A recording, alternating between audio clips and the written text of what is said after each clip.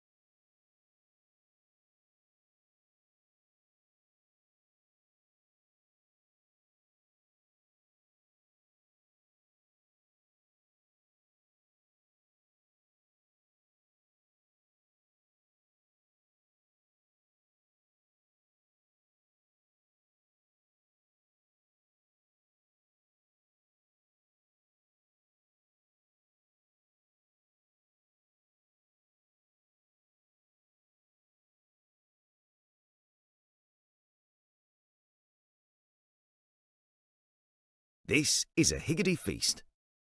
There's plenty of this, and these as well. We top it like this, and bake it like that. Higgity. Baked generously.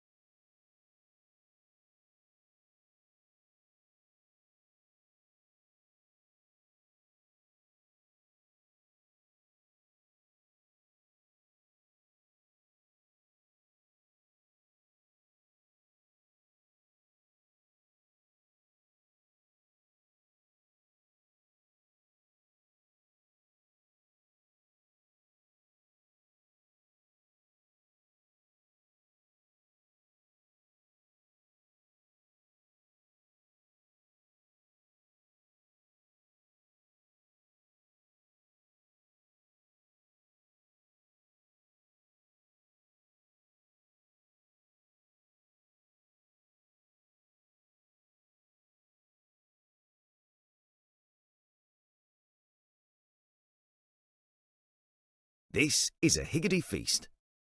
There's plenty of this, and these as well. We top it like this, and bake it like that. Higgity. Baked generously.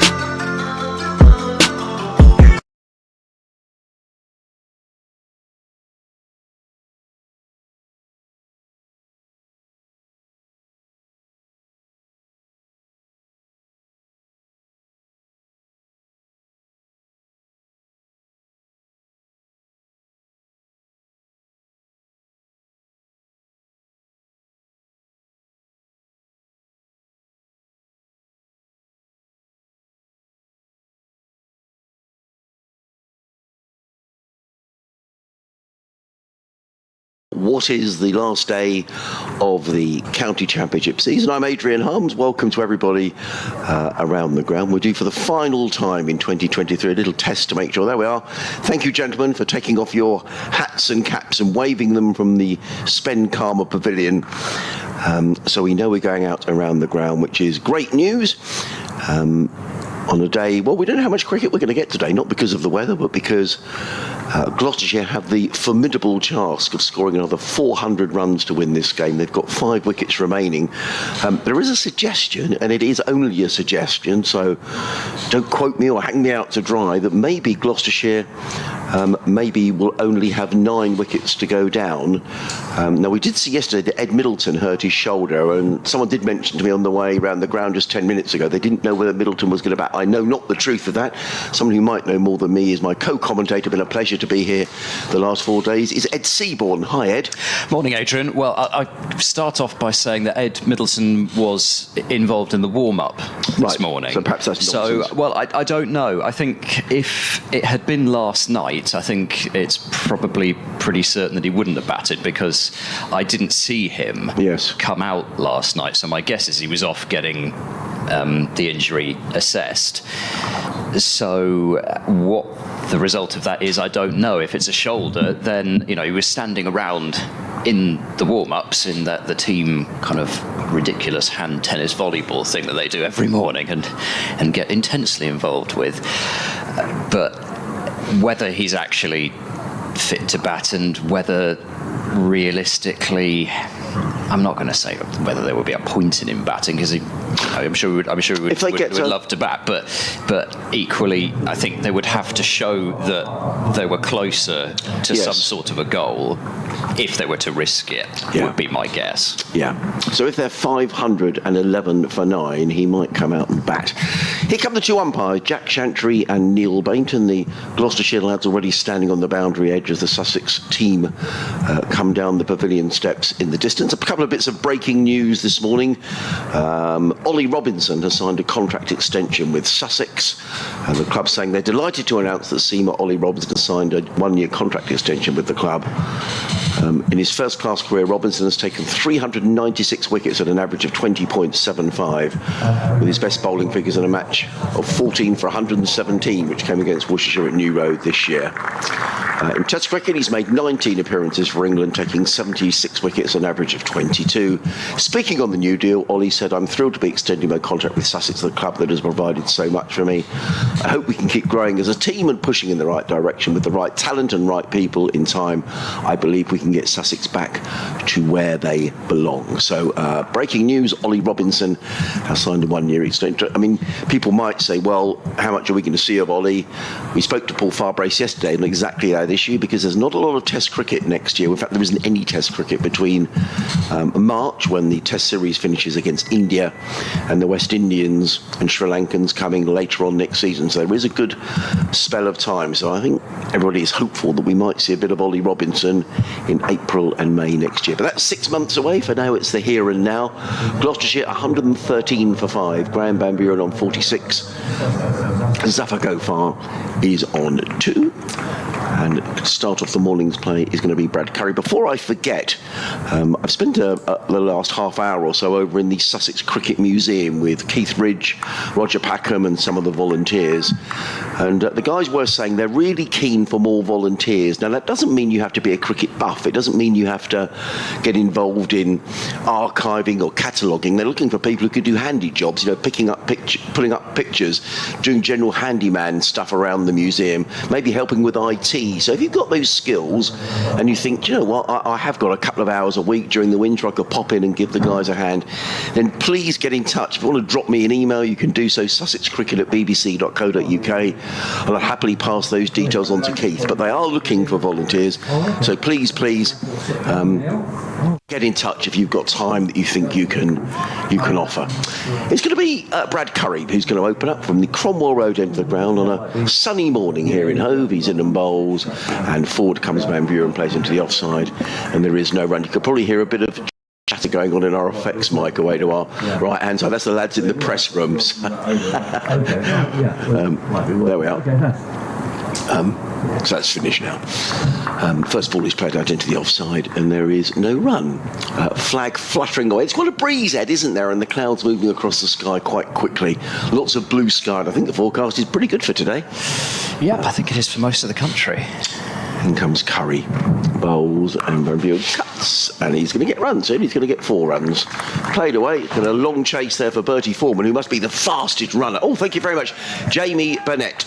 We'll say thank you to Jamie because he's doing a great job here as the Sussex press officer, and he's just given us our press meal vouchers for the day. So thank you, Jamie, and thank you for all your help during the season as well. Much appreciated. Good shot by Van Buren, and the significance of which he goes through to a half century, 50 not out, and the skipper who led a bit of a fight back down at Bristol in the corresponding fixture earlier on this season, certainly showing that he's up for the fight.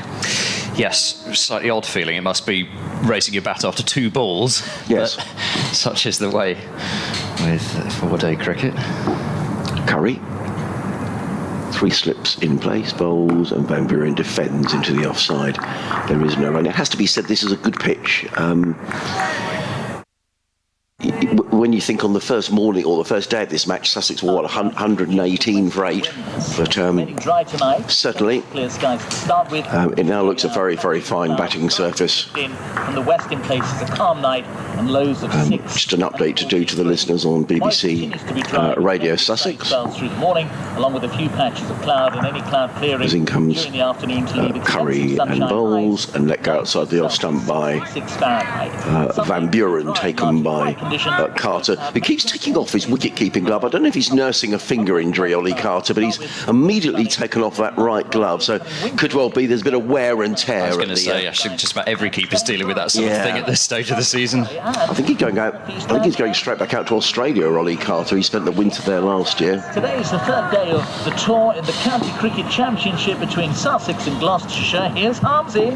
Yes, hello, Joe. Well, it's actually the last day of the cricket season right across the country. Here at Hove, where Gloucestershire are 117 for 5. Graham Van Buren, the Gloucestershire skipper, has just gone through to his half century. But really, Sussex ought to wrap up this today and record their 3rd win of the season, because Gloucestershire would need to score another 396 to win this game, and it would be a monumental effort if they do it. They're 117 for 5. Meanwhile, Surrey, let's hope there's not too many hangovers in the Surrey side, because they won the county championship yesterday by virtue of the fact that Essex didn't win their game against Northamptonshire.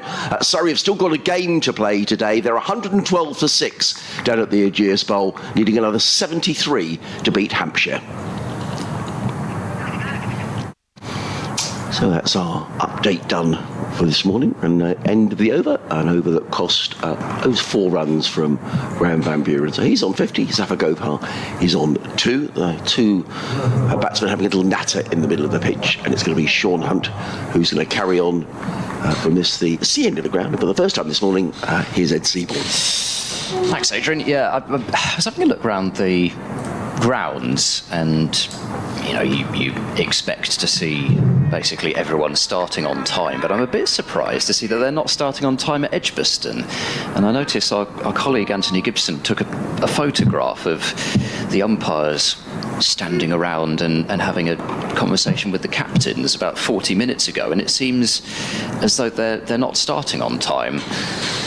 As Sean Hunt comes in now to bowl to Zafar Govhar, and he plays that out towards backward point. He's certainly made out as if that one shot along the floor, but I don't know how much it kept low, but it certainly stayed down more than Zafar expected it to. So where was that? There's no play? No play at Edgbaston. I mean, that's got no absolutely direct bearing on anything other than where teams might finish. I suppose Somerset could finish 5th ahead of Lancashire, and Warwickshire could finish 3rd in the table.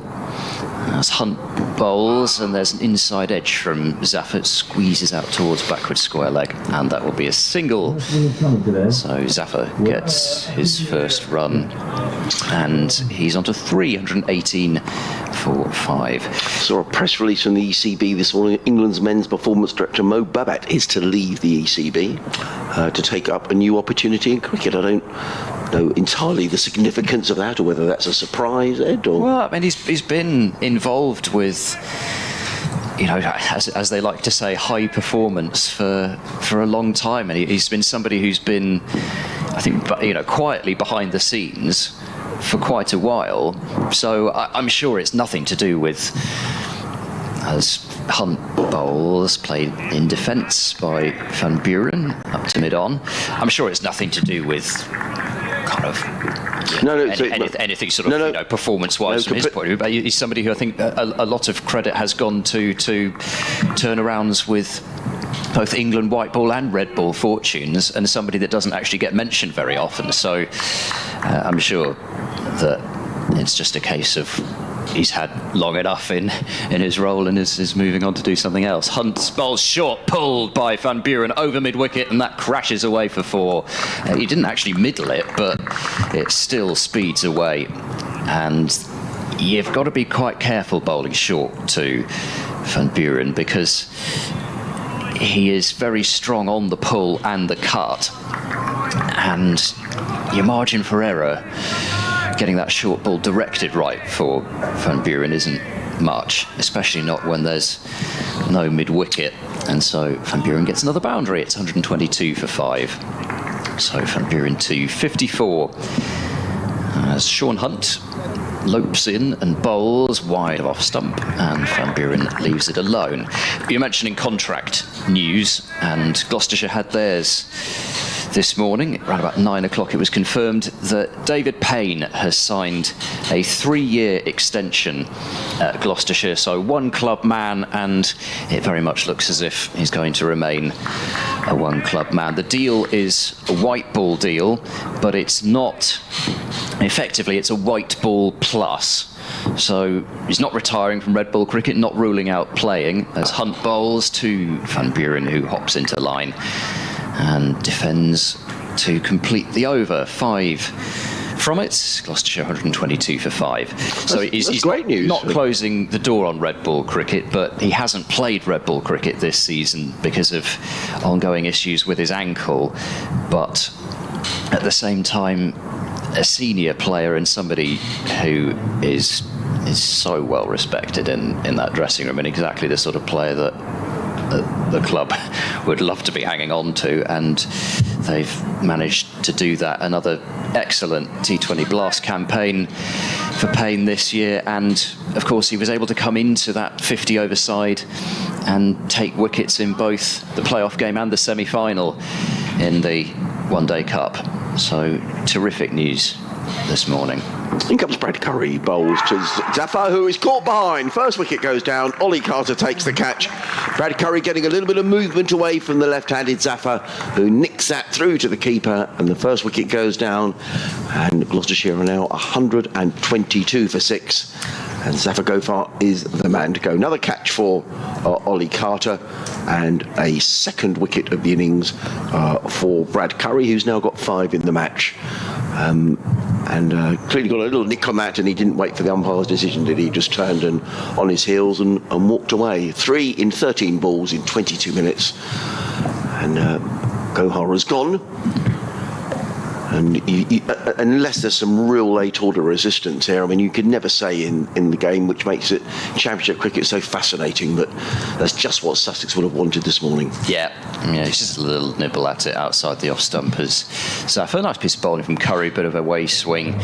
And for Zafar, that's the end of a season that I'm sure you would like to just draw a line under and move on from, because he's still somebody that, you know, he's such great value in the dressing room. He's back for another season next year, and apart from this season, he's been prolific in his time with Gloucestershire. So I think, just fingers crossed, Zafar can bounce back next year and have a really good season, because it has, I'm sure, been a difficult time for him, both with bat and with ball this year.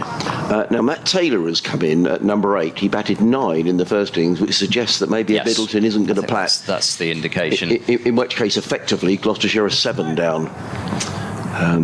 So in comes Curry from the Cromwell Road end. He's in and bowls, and Taylor defends into the covers. There is no run. So there's a couple of emails I'll rattle through. Steve Harris. Steve's a regular contributor, and Steve, thank you so much for all your support during the season. He says, "Hi Adrian, I was hoping to be at Hove this week, but my 93-year-old mum has broken a hip. Ouch. So I'm commuting between Aberdeenshire and Gloucestershire Royal Infirmary. Much thanks to you and your colleagues at Radio Sussex, the Cricket Club and the BBC in general for another season of coverage." He enjoyed yesterday's interviews with John Philby and Paul Farbrace. In comes Curry, bowls, and the second wicket goes down. That's a really good catch by Tom Clark, who really has got a terrific pair of hands in there at second slip, because that was really low down to his left.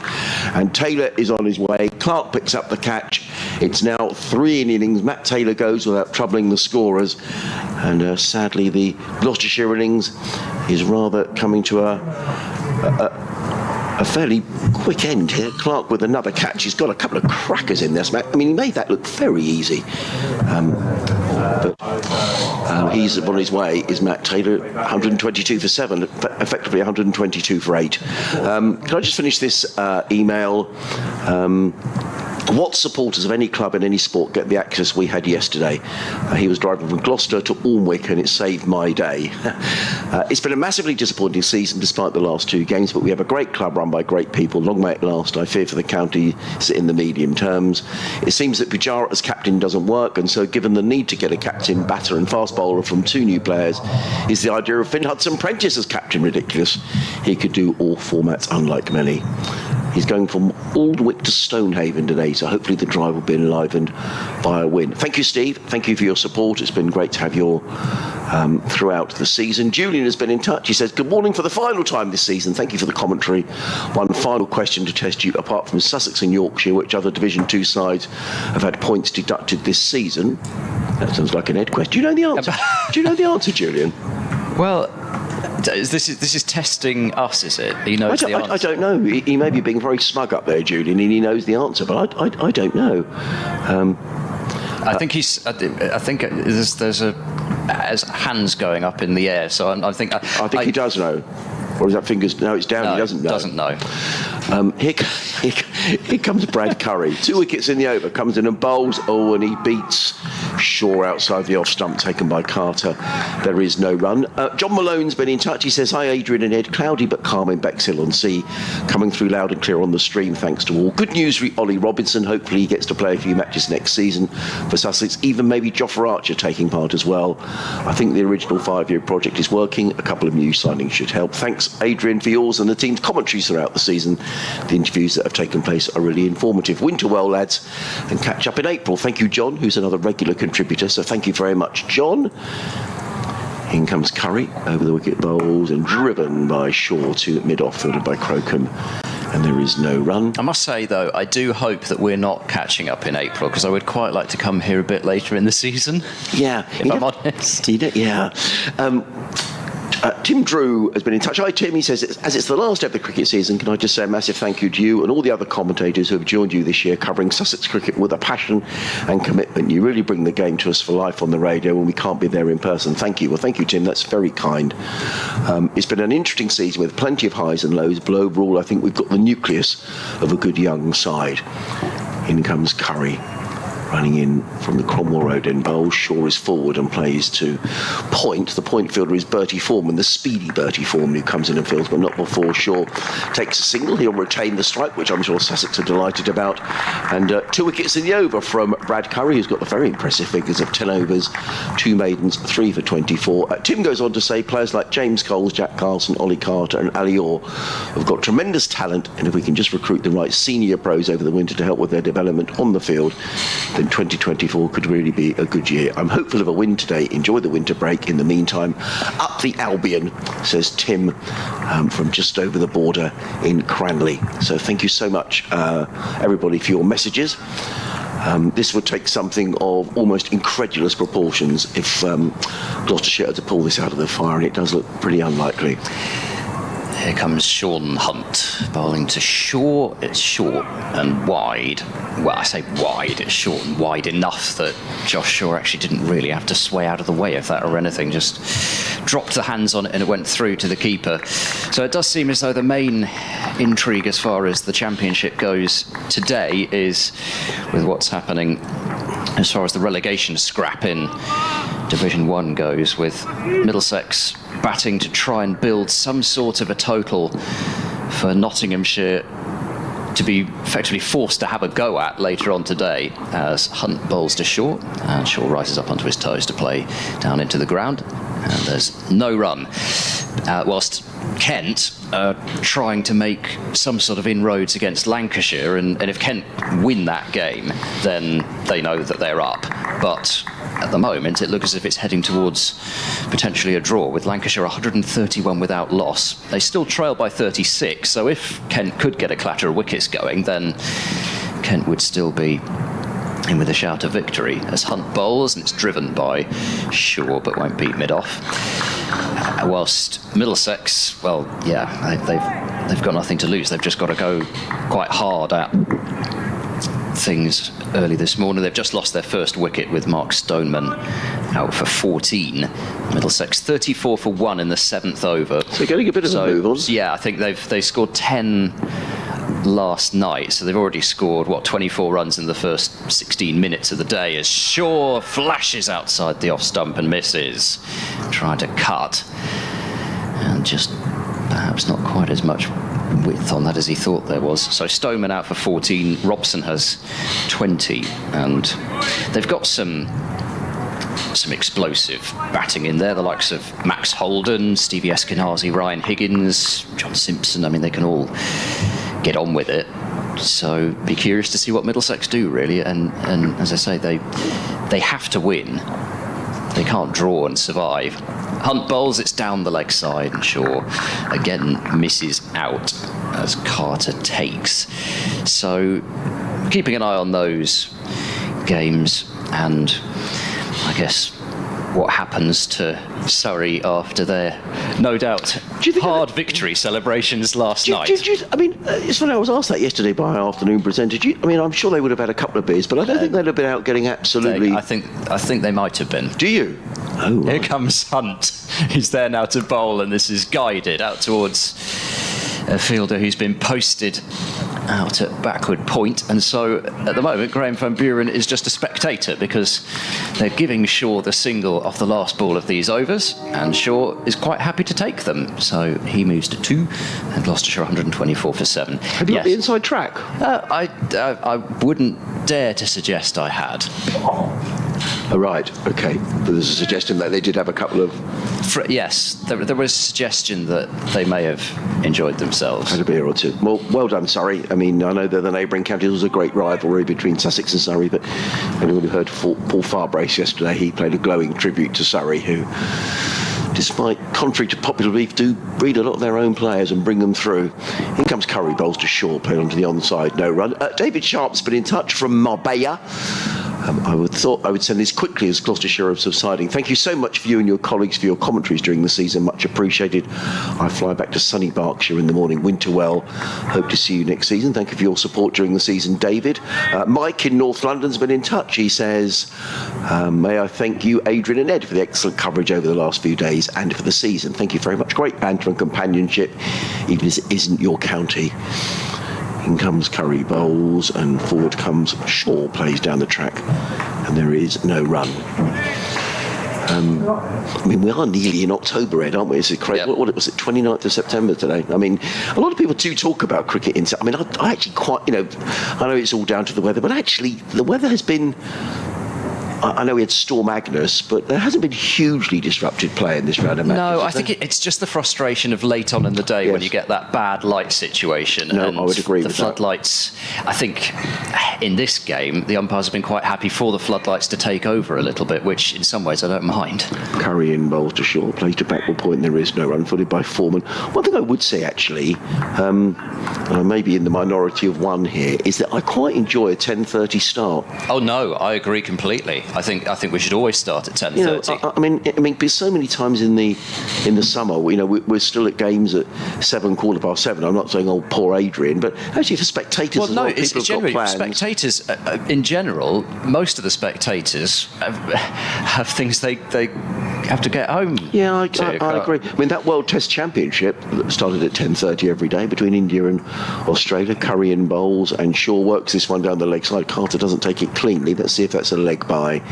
Indeed, it is signalled by umpire Bainton. One more. Who's going to face a ball? 125 for 7. So yeah, I would really like a 10:30 start. It just seems like you're hanging around till nearly midday before it starts. I think one of the things which has sometimes been said, and I don't know whether this is still really a factor, is that with the 10:30 start, with off-peak train times starting from 9:30, but then a lot of people who are going, I'm sure, are within an hour's train journey anyway, so I don't know if that's a huge factor.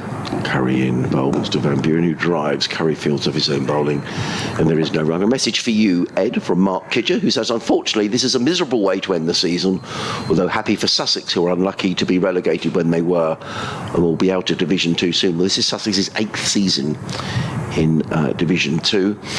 They'll be hoping they can get back, but it's not going to be easy next year. Lots of good sides. He goes on to say, Ed, you've deserved better. How will you survive the next 6 months? ? Good question. Somehow. Curry. Sort of watery sunshine in and bowls to Van Buren, who plays without timing to backward point, fielded by Bertie Foreman. There is no run. End of the over, 125 for 7. Just to repeat that it looks highly unlikely that Ed Middleton is going to bat. He damaged his shoulder, we think, fielding yesterday. Pretty innocuous, actually. Just sort of seemed to stop the ball and slightly It was just an awkward dive, wasn't it? It was. In about the second over of the day, might have been the first over of the day. So that there was... there was some suggestion around the ground earlier this morning that he wouldn't bat, and suddenly he hasn't come in his normal position. So we're assuming that there are only 2 more wickets to fall today. And we're going to get a change of bowling, and it's going to be the off-spin of Jack Carson, who's going to come in from the sea end of the ground. Well, Carson was able to mop up the first innings with pretty decent partnership between Matt Taylor and Josh Shaw, which got Gloucestershire close to parity, albeit I think for me where this game got away was actually not when Sussex were blitzing Gloucestershire's attack to all parts. For me, it was Gloucestershire's first innings where I felt maybe that the pitch had already started even in that innings. I think Gloucestershire have actually had the best of the bowling conditions in this game. It was the fact that Gloucestershire couldn't get a lead in that first innings, and if they'd managed to do that, then who knows, maybe heads didn't drop as quickly as they might have done when Sussex were building that total, and things might have been might have been different, but it has been, I'm afraid, the case this season that the few times Gloucestershire have worked themselves into decent positions, at least in the, I would say, the back two-thirds of the season, that unfortunately they've found a way to get themselves out of a handy position. But it was Carson who got rid of Shaw and then Actor in the first innings, so he's on to see whether he can do the same, and it very much does look, as you've been saying, Adrian, that it is just Actor to come as far as Gloucestershire's batting. I don't know that Shaw is just going to allow Carson to bowl here. He does tend to like to attack the spinners. Hudson Prentice is a little deep at mid-on, and there's a deep mid-wicket as Carson bowls outside the off-stump, and Shaw has a look at that first delivery. He's not going to give it away, is Josh Shaw, who I spoke to last night, and at least there was something of a smile put on my face by one thing that Josh Shaw said in that interview. As Carson bowls, it's short, pulled high in the air, out towards the deep mid-wicket boundary and over it for 6. Helpfully signalled 6 by the deep mid-wicket fielder James Coles, is it? I think it's Brad Curry. Oh, it's Brad Curry. They're both, of course. Sorry, I saw a left-arm thrower with a sun hat and thought that it was Coles, but Brad Curry, thank you. Bertie Foreman's got a sun hat on today. James Coles normally has. I don't know where James is fielding today. Maybe he's not out there, actually. So 6. Oh, well, this is under the helmets. Too short. As he bowls, does Carson, and Shaw gets a little bit tangled up there. Not sure whether that was glove or just body that came off, but anyway, Coles Josh is out there. Sorry, he's in at sunny mid-off. Ah, right. Sorry, makes sense. As you say, he's had a sun hat on all game. In goes Carson, bowls to Shaw, and Shaw goes onto the back foot, and the ball just plops out in front of him as he defends it. So Shaw was quite pleased actually yesterday, because I mean he bowled very well. 4 wickets he took, and in so doing, he's passed his dad's first-class wicket total. As Carson bowls, Shaw uses his feet, hits this one in the air over the head of Hudson Prentice. It's 1 bounce and 4. So Hudson Prentice was halfway back at mid-on, and you so often see that position nowadays, and to be honest, I'm not sure it really works very often. No. It would have gone over Hudson Prentice's head if he'd been up, and it probably would have been a fairly simple catch if he'd been down at long on, but then Shaw might not have taken him on. So he didn't get great connection there, did Shaw, but he got enough. 1 bounce and for 4, and it's 135 for 7. Shaw moves on to 12, and as I say, he's not just going to sit there, Shaw, and just block and not score. If he sees the ball in his half, he's going to go for it. Carson bowls short. Shaw pulls at it and doesn't get anything on it. I thought for a moment that had gone right through him and he might have been bowled. But that's the end of the over, 135 for 7. So yeah, Shaw's dad, Chris, who played for Yorkshire back in the 80s, 123 first-class wickets for him, and for Josh Shaw, well, his tally before this match was 119, so he took, in fact, I think he's level, isn't he, in that case, rather than ahead.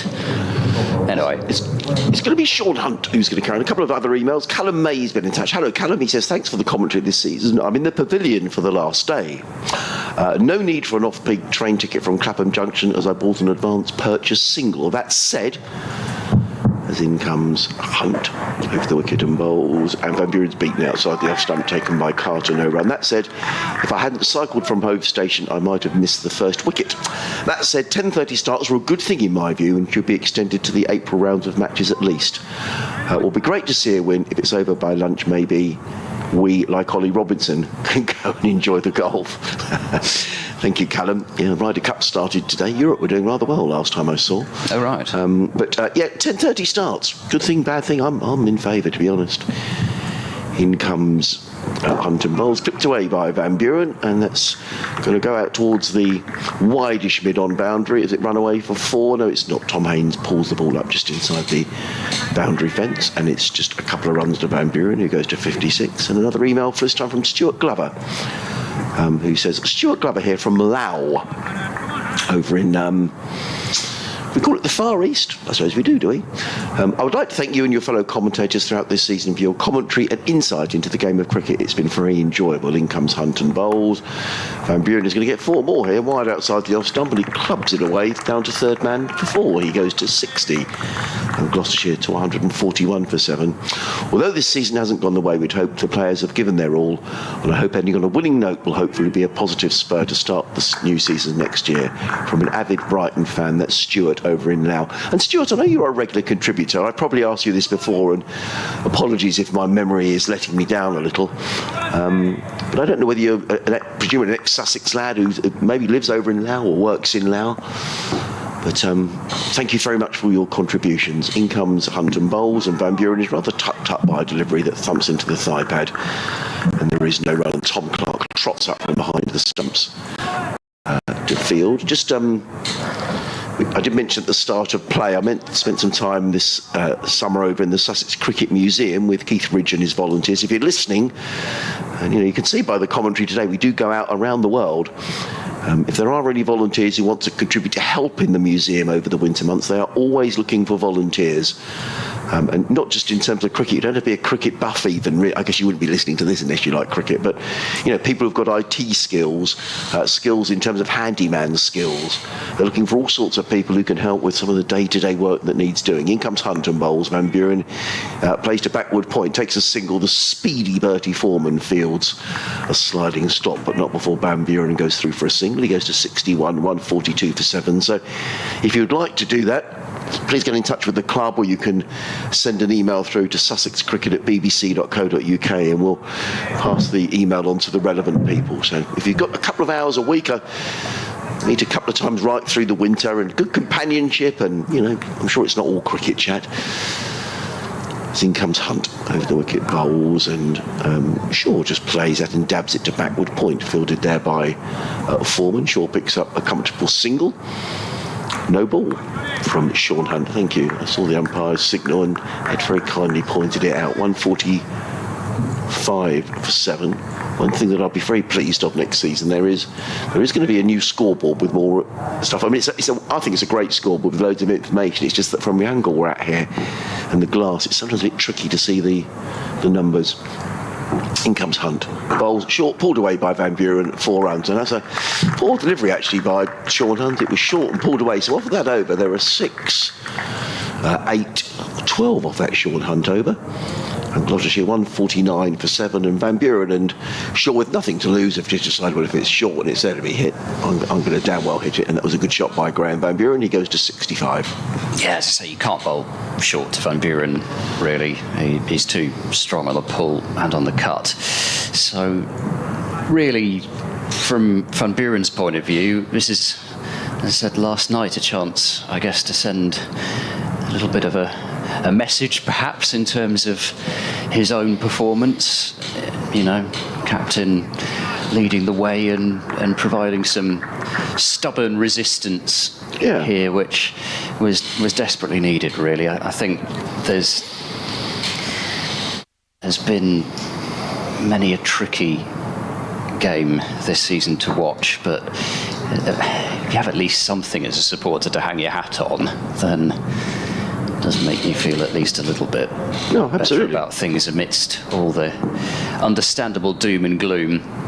Here comes Carson and Bowles. Shaw uses his feet and drives, and Carson has decided, I think he meant to try and deflect that onto the stumps rather than stopping it cleanly, but he missed his attempted tip onto the stumps at the non-striker's end, and so Shaw will take a single as Hudson Prentice runs round from long on. That brings up the Gloucestershire 150, with Shaw moving on to 14. And so for once, Graham Van Buren's got the strike quite early on in an over, and a chance to See what he wants to do against Carson. The field is really scattered. It's the absolute definition of an in-out field for Van Buren, and he'll tickle a single to deep backward square, so we'll get off strike.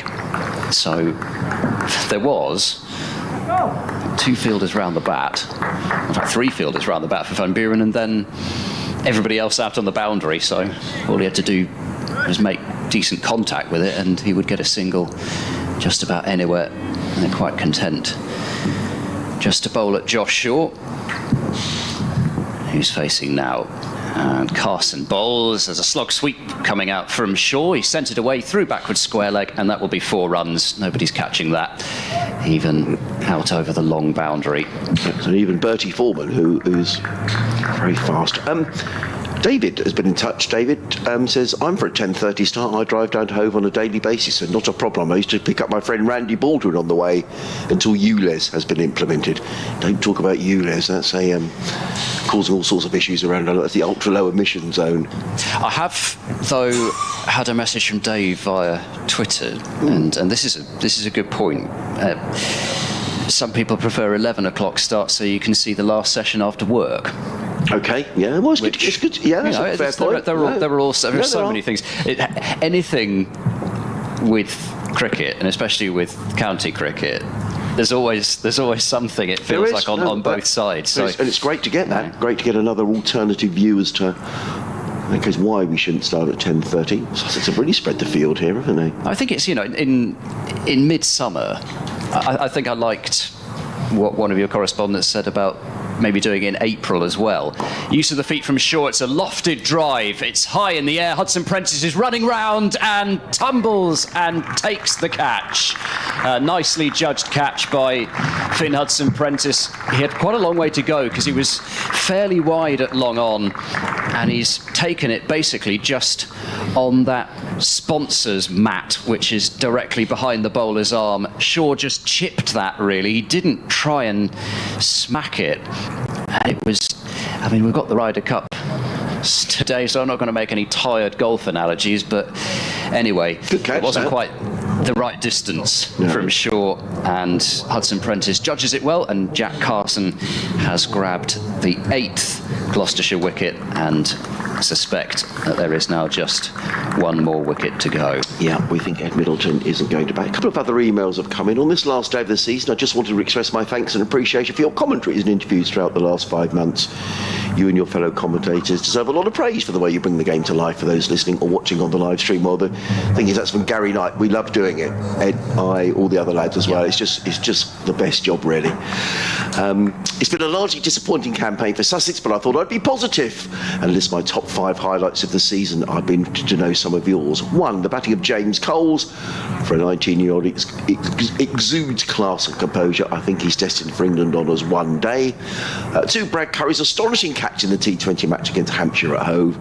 3, the honesty of Far Brace. It's so refreshing to hear a coach be so open during his interviews. 4, the work of the Sussex groundsmen. The output at Hove is huge credit to them and has never looked better. And 5, my commentator's curse when poor Ali Orr was a victim of you praising him profusely. Yeah, first game of the season. Never let you forget that, never will doing they? That again. Thanks again and have a great winter. Thanks, Gary, and enjoy your winter. I'm sure you'll be watching the Hammers. And look forward to seeing you again in April. And just very briefly, you keep going here, Ed, because there's just a reply from Stuart over in Laos who tells us about his why he lives over in Laos, which I'll do at the end of the over if we get that far. In the meantime, it's Salman Akhtar facing, and there's a short leg slip and a slip. Carson bowls, reverse sweep from Salman Akhtar. How's that? That's going to go for 4. It's running. I think it's going to go for 4 anyway. It's running out towards the manufacturer. It's not going to get there. I thought he'd made better connection than that. Misjudged the pace of the ball, way out over there in the distance, and in fact, it's only going to be 2. But it's an interesting way to get off the mark from Akhtar. 157 for 8. I guess what else is there to do but have a bit of fun at this stage? Yeah, nothing else to be gained. 356 runs away and only 37 minutes into the day, and he's out there effectively as the number 11. Carson bowls, another reverse sweep from Akhtar, and again he makes good connection out to deep backward point, and he will have the strike for the next over on 3 Gloucestershire, 158 for 8. If there's time, I will have some go at 5 moments of the season as well. So Stuart, as he touches, I was born in Worthing Hospital in 1960. I grew up in Patching, Rustington and Littlehampton. Played football all my life for a local club. Was never any good at cricket, but enjoyed watching. I moved to Laos in 2003. I'm now an ESL teacher, English as a second language. Now is in Southeast Asia, and I'm loving it here. Well, thank you, Stuart. That's really kind of you to give us a little insight into why you're over there, and thank you very much. I genuinely appreciate you getting in touch, as everybody does throughout the season. It makes the commentaries more interesting, and so thank you all. And fingers crossed, God willing, and all the rest of it, we'll be back next year and see Ed for 8 days of cricket, probably a couple of T20s. So probably got 10 days in each other's company. At least 10 days. Yeah. Well, let's hope we have. Let's hope we have. No one knows what's around the corner, but let's hope that is the case. Yeah. It's me. It's going to be Brad Curry. Can he wrap things? Oh no, Sean Hunt. Can he wrap things up here for Sussex? He bowls to Akhtar, who plays on the bounce. James Cole shies at the stumps. Akhtar clearly wasn't out of his ground, but James Cole's quite entitled to do that. Backed up by Tom Haynes, and there is no run. So this could be, if a wicket goes down now, this could be the end of the season. I think it will be, because we don't think that Ed Middleton is going to bat. 158 for 8. He would have batted by now if he were going to. Yeah, Sean Hunt looking for what would be his 7th wicket of the match. Yep, and a career best. Thank you. In comes Hunt, bowls, and Akhtar has a loud appeal. It sounded like that came off a bit of bat, but maybe not. And it's just I didn't see the umpire. Yeah, it's a run. So like you, I thought it hit his bat. Well, it must have been a leg by, because Akhtar was on 4. Was he on 4? No, he was on 3. Thank you. Sorry, so he did hit his bat. Thank you. And one more to the total, 159 for 8. That makes a great photo, doesn't it, with the sun on the ground at Hove on the last game of the season. As in comes Sean Hunt, running in to bowl. Van Buren defends straight back down the track, and Sean Hunt's going to field off of his own bowling. And there is no run. I thought Van Buren was winding up for a big one there. His footwork seemed to me to suggest that he was potentially on the move. And that one was bowled. It was full and straight from Hunt. It was nicely bowled, but I don't know. Certainly gave him the hurry up anyway. In comes Hunt, bowls, and Van Buren hammers, or attempts to hammer that one away. Well, if he connected, that would have probably gone out of the ground. To sort of Woolbury Road, I would imagine, but he missed. I got the impression that might have been on his mind the previous ball, even if he ended up defending it. Just something in the way that he was setting up led me to believe that he kind of had enough and was aiming for a huge shot. We know that Zaman Akhtar can bat, but at the same time, I think Van Buren's thinking, well, I better make the most of this while I can. Hunt in again, bowls. Van Buren pulls, and is he going to be caught down at fine leg? Brad Curry's very quickly round and fields well. And it's just a single to Graham Van Buren, who goes to 67, and Gloucestershire to 160 for 8. And Sean Hunt's going to get an opportunity to bowl at Akhtar, the last ball of his over. Figures of 3 for 41, Sean Hunt, and as Ed rightly says, it will be a first-class best bowling figures for Sean Hunt, who got his best first-class batting in this match as well.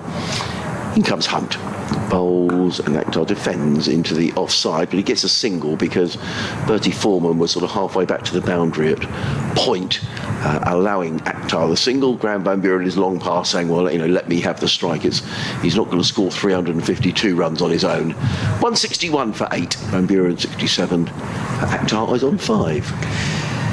Yes, he's already got his career best match figures, Sean Hunt, in terms of already having picked up 6 wickets total in the match. That's the first time he's done that, but he could get his career best innings figures as well. And if Carson were to get the final wicket, it would be his 100th first-class wicket. That wicket of Shaw was his 99th. And he's going to be bowling to Akhtar Actor, there's quite a lot of fielders back at the moment, actually. There are 3 fielders deep on the leg side. Hunt and Foreman just swapping positions. Hunt going to deep square, Foreman to deep mid-wicket, and then Hudson Prentice is at long on. A few steps off the boundary, but it's more of a long on than a deep mid on. Carson bowls, and Actor for the 3rd time reverse sweeps Jack Carson, but this time there's a fielder in position at backward point who manages to stop it. So 3 balls faced off Carson's bowling, and Actor, who is effectively the number 11, has reverse swept him 3 times. But as I say, he can bat. He made 41 not out at Grace Road on a pitch which was doing all sorts. He was probably the batter who looked most at home on that surface. Switching to round the wicket is Carson, and there's exactly the right ball if you're trying to reverse sweep, and Actor, I think, might have reverse swept that for 6. He has. What an extraordinary shot that was. He switched to round the wicket, did Carson, and then you're just angling it across Actor, and he's just helped it on its way towards what is the shorter side of the ground. And that's a very for Zaman Actor, that is, I mean, that's extraordinary for a. Well, it's a very skillful shot. It shows you what they're capable of. Absolutely. It's his 2nd first-class 6. His first, I think, came in that 41 at Grace Road, which is a lofted straight hit, but he's now got a 6 in first-class cricket with a reverse sweep. He's on to 11 from 7 deliveries, and now Sussex have been forced to post an extra fielder out on that offside boundary now to try and cut off the reverse sweep. Carson is switching back to over the wicket, and I think, I must say, he must have felt, well, you can't keep hitting that reverse sweep, but he did make it quite a bit easier by coming round the wicket. So here he comes over the wicket to Actor, reverse swept, attempted, and it's looped away down to what is fine leg, or was fine leg when Actor was facing up. That's come off, I think, a top edge, and he'll get 2 runs for it, but not in control there. And yes, it was only a matter of time before, if he was going to keep playing that shot, something went a little bit awry, because Carson straightened up his line. The difference with that ball versus the previous balls was it wasn't outside off stump, so much harder to play the reverse sweep to. But he gets away with it. And Gloucestershire 169 for 8. Conventional sweep this time, and that's beaten everybody down the leg side, and that will go towards the boundary. It's trickling there, won't be hauled in, and in fact, there was bat on it, was just helped round the corner by Actor. Just a little fine sweep shot, and he moves on to 17, 173 for 8. He's definitely not a number 11, is Actor. So we knew that before this, and I wonder, I mean, it's only his 8th first-class game. He's somebody who has come to first-class cricket via a slightly different route from the absolute usual, as he's going to go for a reverse hit this time. There's a shot for leg before wicket, out, given, and Sussex win. They win the game with Carson taking his 100th first-class wicket, and that has been a comprehensive victory for Sussex in the end. They piled up 505 for 7 in their 2nd innings to set Gloucestershire a clearly insurmountable target, and they have rattled through them 2nd time around, with really only Graham van Buren providing significant resistance with his 67 not out. And Sussex, well, were it not for rain on the final day at Bristol, would surely have done the double over Gloucestershire this season. Yes, I think they probably would, and that's a great spot, Ed, to it's 100 first-class wickets for Jack Carson. Handshakes all round, which is good to see. A couple of quick emails here, which I'm just going to read as the umpires and the players all shake hands. Adrian Manga, I think that's how you pronounce your surname, Adrian, says, thanks for the commentary this season, and for the media team here. Yes, thank you to Jack and Jake and Martin and Jamie for all your work on the live stream. He enjoyed the chairman and coach's Q&A yesterday. Good to hear the running of the club is in good hands. And on that note, Adrian, could you just drop me a note, because I'd like to forward that on to John Philby if I could. One thing I was left wondering, and may have missed it, is what are the plans for the future ground developments after the cricketer scheme club? Any ideas what's planned next? Well, I'm sure that will all come out in due course. So thank you for that. The players making their way off the field.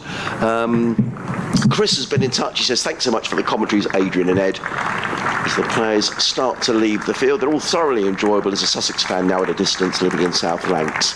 Here's to next season, up the Albion. Let's leave you with the sound of Hove. Players leaving the ground.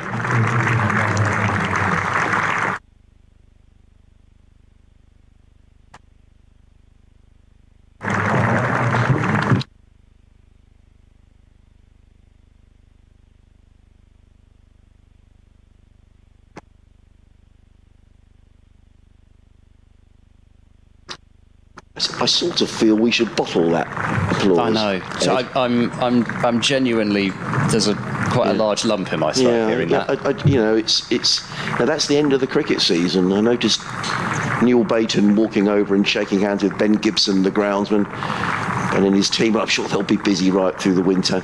Yeah, this, you know, that's the sound of cricket, isn't it? And the two teams all shaking hands, which is great to see. It's been let's be honest, very disappointing season for Gloucestershire. Sussex have recorded 3 wins, let's face it, in the previous 2 seasons. They've only won 2 games. So, you know, it's certainly an improvement for, as far as Sussex are concerned. It almost looks like the preparations for next season are underway. One of the ground staff is out there with sort of a piece of machinery walking up and down a wicket as the players make their way off the field. So there we are. We're done and dusted. The winter months will no doubt bring new signings and changes to both clubs. And just a few thanks again. Thank you to everybody who sends in messages. It's just really, really appreciated. So thank you for that. And thank you to the media team who do such a great job here at home. Thank you to you, Ed. Well, I would also just like to say my thanks to everybody who's listened this season. And without you listening, then the service doesn't happen. That's the bottom line. It happens because people love county cricket. It happens because people want to listen to county cricket and follow it when they can't get to matches, or even when they can. So enormous thanks, because really it's you that keep it going, not us. It is, and just to reiterate, there is another year on the BBC and ECB deal to cover county cricket, and so we'll be back next year, everything, God willing, and all the rest of it. Let's hope that happens, and let's hope that, who knows, mate, what will happen beyond then, but let's hope that it carries on. But thank you, Ed. Have a great winter. Yeah, thank you, and to you, Adrian. I cannot wait for another 4 days here next year, and as you said, there's going to be at least, you would think, 10 days worth of cricket between Gloucestershire and Sussex next season. I really cannot wait. It has been a really tricky season for Gloucestershire, with the exception of that extraordinary run in the one-day cup where records were broken aplenty, which provided at least some relief from what were disappointing campaigns, particularly in the Championship. I think, as I say, realistically, the T20 was always going to be a tricky one for Gloucestershire this season. But still, I've had the privilege to be able to cover it, and I very much look forward to being back next year, and let's hope that everybody to do with Gloucestershire County Cricket Club winters well, and they can come back next year and hit the ground running and get a couple of early victories in the season. So all the best for everybody's winter, and see you in 2024. Yeah, handshakes all around. The ground staff busily doing their clearing up, the spectators making their way off. We might be able to get a bit of lunch, you never know, Ed. I've got a bit of work to do now. So that's pretty much it from us. Thank you very much, and as I say, look forward to seeing you all, God willing, in April next year. From me, Adrian Hanson, Med Seaborn, thank you very much, and have a great winter.